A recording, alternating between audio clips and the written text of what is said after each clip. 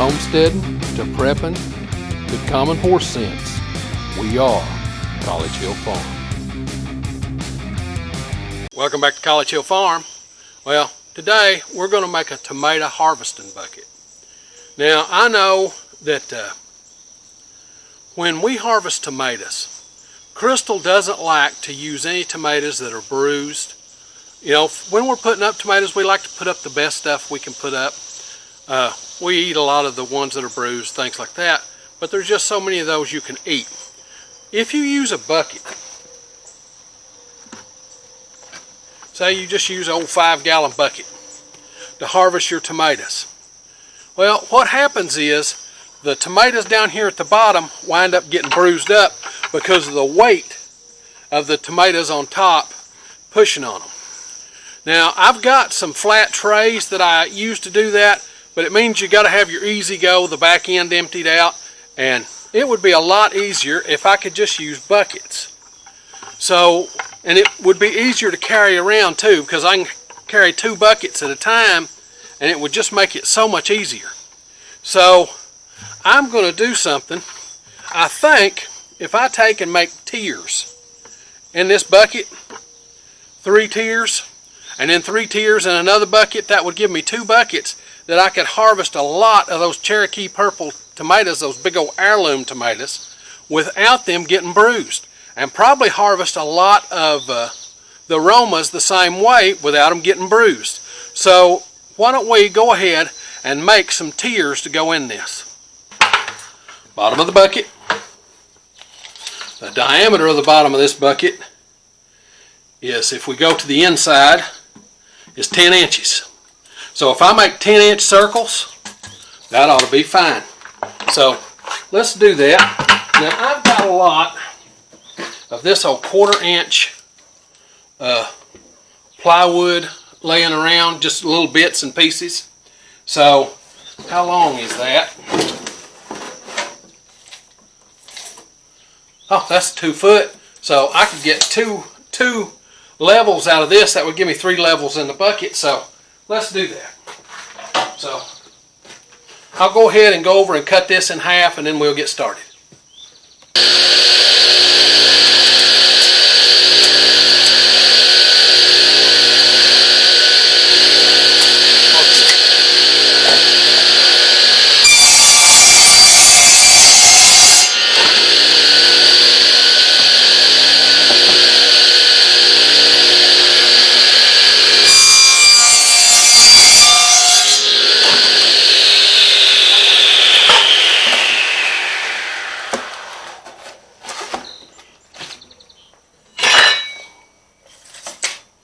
Yeah, just make one though. Okay. Now, I've got to make 9 3/4-inch circles, or 10-inch circles. Probably 10-inch would be about right. So what I'm going to do, now, is there a way I can clamp that on without it being in the way? Well, I'll probably have to do something else. Let's do it this way.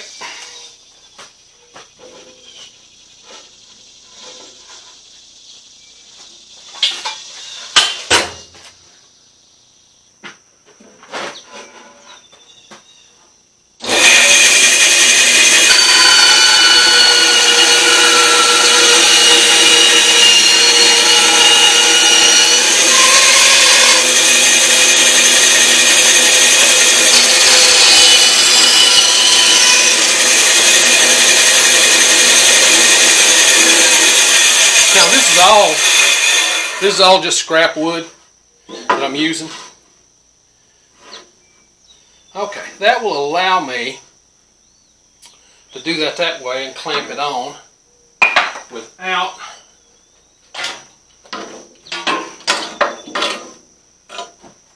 having to get it in the way.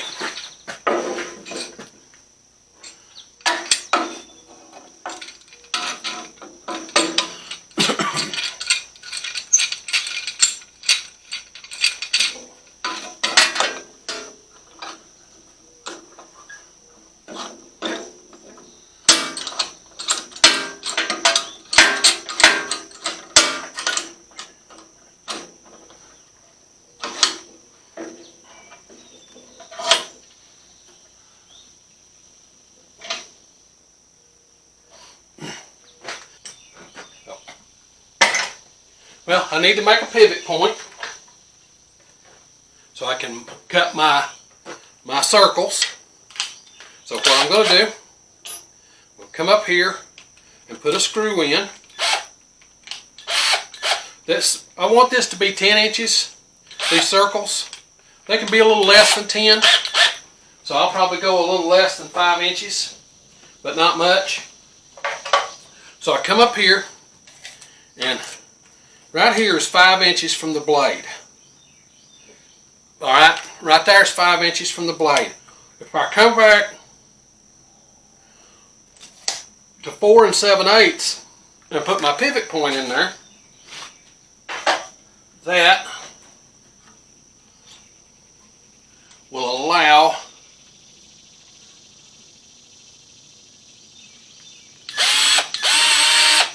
and all I'm doing, I'm putting a 1 1/4 inch screw in there. Okay, I'm going to use that as my pivot point. Then what you need to do after you've got it there, you just take your cutters and cut the head off of it. Now you've got a good solid pivot point.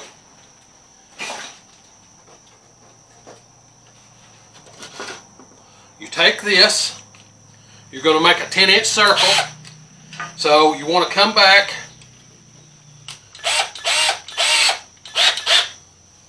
four 7/8 from the edge. 4 7/8 from the edge. Make sure you've got 4 7/8 on each side. And I do. So now I'm going to drill a hole for that to pivot on. I got the right size bit in my drill.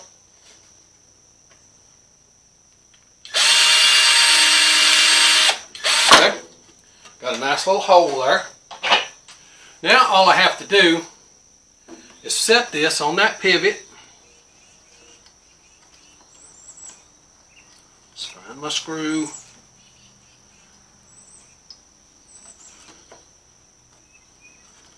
Come on.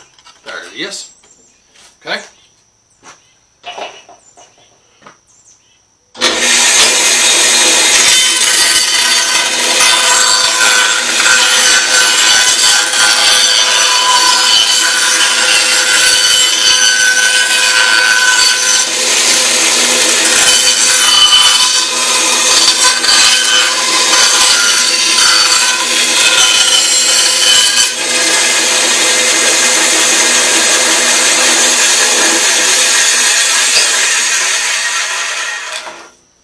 Go.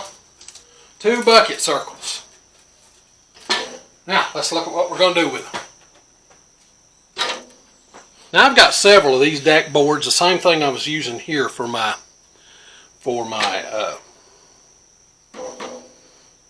jig for making these circles. I've got a bunch of these little pieces. They're just about 18 inches long. So what I'm going to do is I'm going to cut this and then cut it into pieces so I can make legs.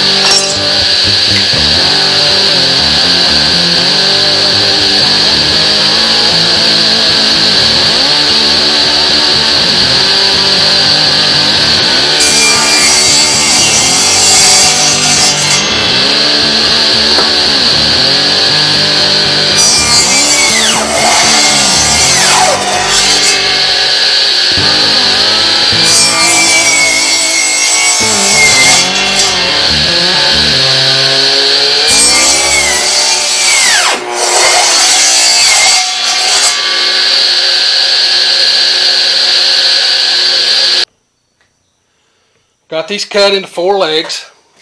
So if I set the legs up here, kind of get them spaced out.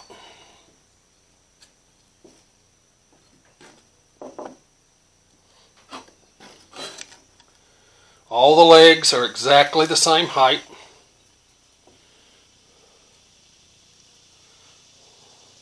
All I'm going to do is use a little 1 1/4 inch drywall screw.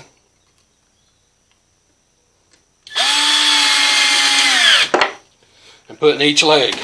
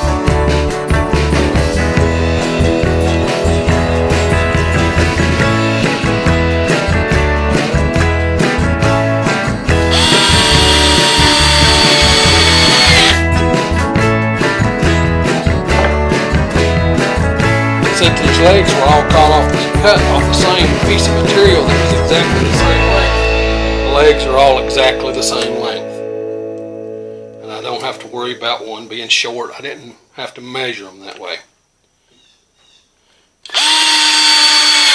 I just guessed and made them 5 inches tall. I figured that was tall enough for any tomatoes.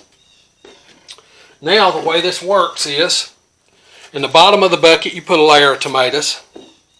Then you put a layer of tomatoes here, and you set that and put another layer.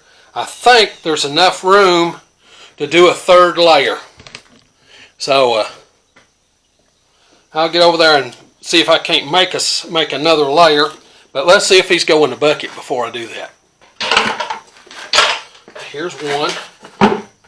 Fits right down in that bucket. Okay, here's another one. And if I'm looking at that, it looks like only 2 layers is all I'm going to need, because right here the tomatoes would be up to the top. Okay, so that'll make it so that what I can do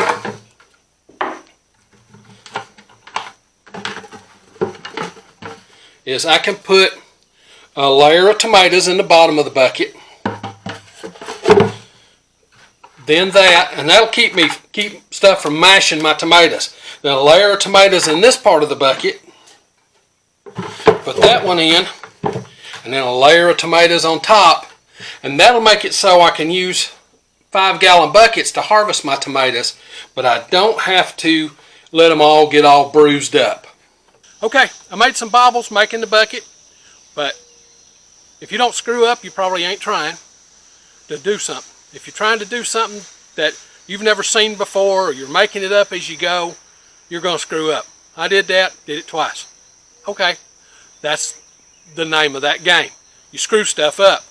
if you're a homesteader, you're going to do stuff you've never done before. You're going to do stuff you've done before. You're going to do all kinds of different stuff. Working on a 100-year-old farmhouse, you have to make half of what you need. So, got my harvester bucket done. Of course, you saw how it works.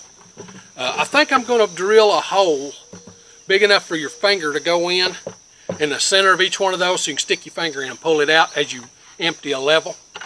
But that'll make it easier to get in and out. You don't have to turn the bucket up and try and pull them in and out. Okay, made enough for 2 more buckets. Gives me a total of 3 5-gallon buckets. Now, why do I do this? You know, you say, well, you can buy a box of tomatoes. Well, that box of tomatoes is nothing like these big heirlooms we grow. And they're totally ripe when I put them in the bucket. Those things that you buy in the box, they probably were a tomato that was designed and bred to store well and not bruise and not have a whole hell of a lot of flavor. But these big old heirlooms that we grow, that we'll be doing that way, they bruise easy, they wouldn't transport easy, okay? So that's why you have to make this kind of bucket. Now, if you like this kind of stuff, this homestead and do-it-yourself kind of thing, be certain to come on out to the channel and subscribe. We do this homestead stuff every week, sometimes 1, sometimes 5 videos. Just depends on what's going on in the homestead that week. If you hit the little bell when you come to the channel, it'll notify you when we upload a video. We upload every Sunday. Now, with that being said, it's time for me to get on to the next thing.